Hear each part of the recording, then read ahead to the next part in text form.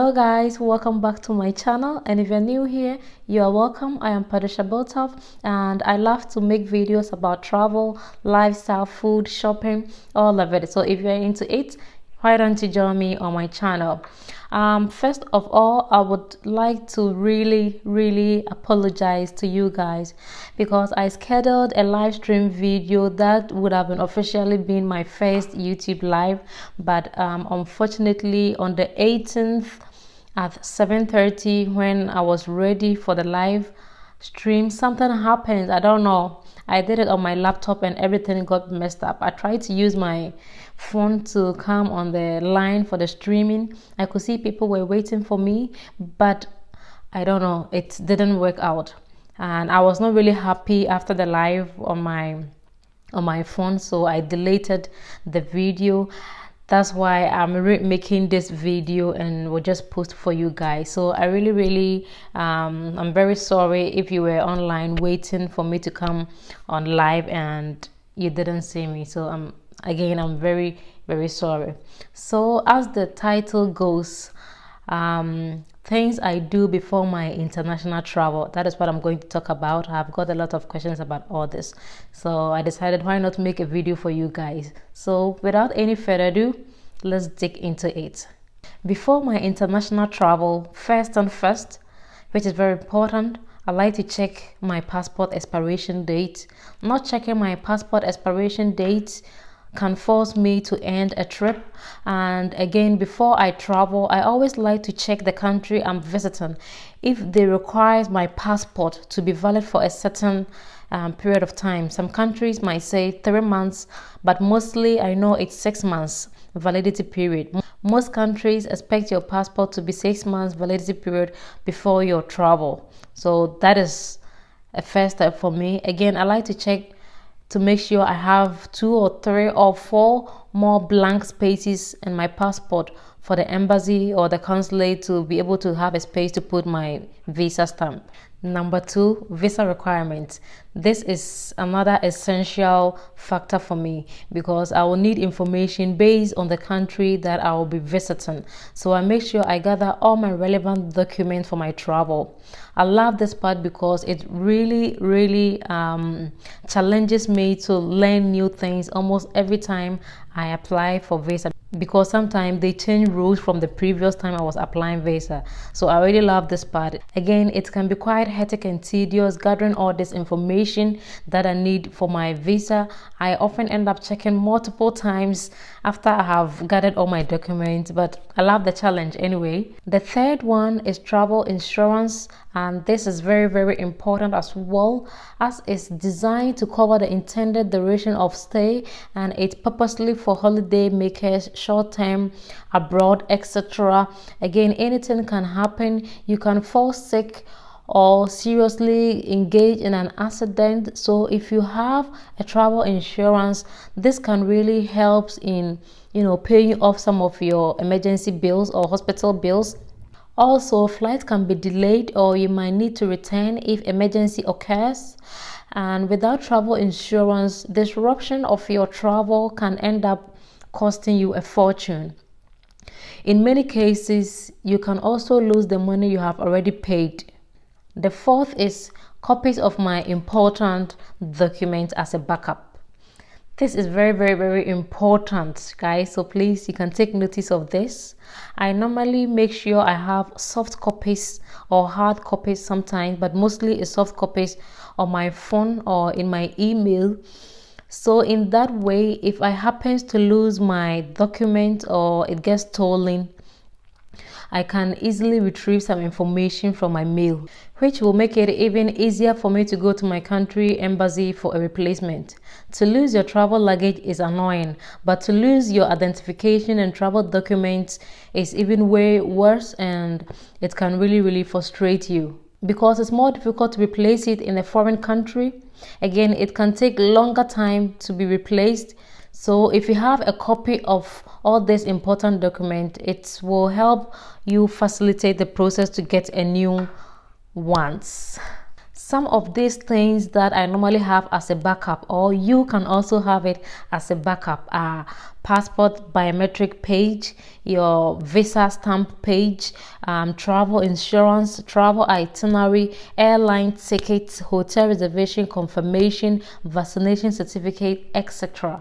Number 5 is the weather.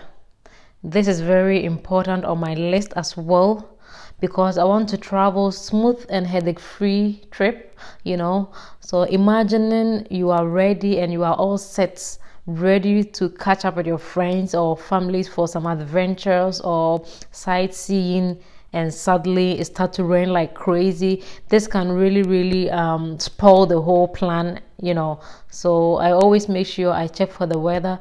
Also, I like to pack appropriate clothes for the weather. Yeah, this is very important. Whether the weather is cold, warm, hot, sunny, all of it, I often have umbrella, skin and eye protector in my handbag all the time. Number 6 is I like to decorate my travel luggage. This means I find a way to make sure my travel luggage stands out, because sometimes it can be quite frustrating. You have arrived and you are standing at the carousel trying to get your luggage, and then you cannot find it because it keeps going round and round because of the same colors. The most common travel luggage colors are black, of course, silver too is quite common, gray, brown. So you can also invest in the bold color luggage like red, yellow, pink, blue if you are into those colors, so you can easily find your luggage. Or you can stick some stickers on the baggage. With my luggage, I have put a white thread, bind it together so I can see it far away. The 7th is credit card. I think this should have been a little bit before some of the list, but all the same, this is another important factor. Credit card is a traveler's best friend, I tell you guys. In most shops in Europe, they don't even accept cash, they only take card. So I always make sure I have 1 or 2, 3 sometimes extra credit card with me as a backup, should in case the one I'm having hopes in failed, anything can happen again. Most times when you rent a car, they normally sometimes withhold some money on your account until you have delivered the car back. So again, I always make sure I have enough money on my credit cards. The last I have on my list is my phone charger. This is very important and I do not take this for granted at all. Because the most painful thing is you never know what happens. You need to retrieve some information and show to an authority, or maybe you are standing in front of the immigration, they're asking you questions and you need to show something to them on your phone, and then you pull your phone and it's dead. That will not be good. It will even frustrate me more. So I always make sure I have my phone charger with me. Again, first thing I do after the plane takes off, I always charge my phone to make sure I have power on my phone. So that is the things I do before my international travel. But I have some bonuses for you guys. Bonus number 1 is I always make sure I pack extra pants and top in my carry-on or in my hand baggage all the time. Because with international travel, you never know.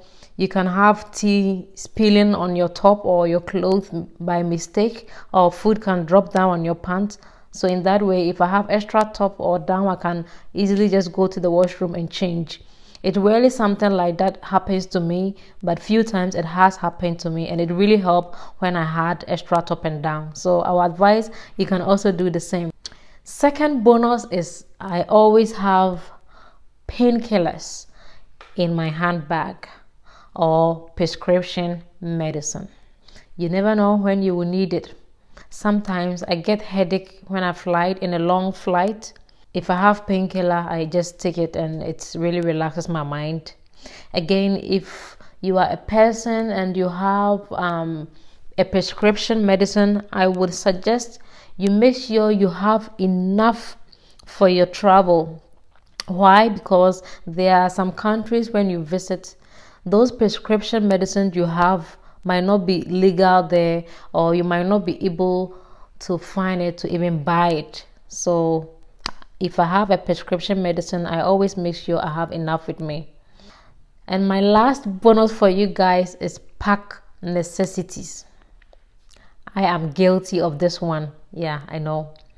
I am very, very guilty of this one. I always end up packing too many things. Okay, so guys, that was all. That were things I do before my international travel. I would like to know, what do you do before your international travel? You can put your suggestions, comments, questions and answers down in the comment section below. If you like this video, don't forget to give it a thumbs up. Don't forget to subscribe, so in that way, if I post, you'll get a notification every time there's a new post. Thank you. See you in another video.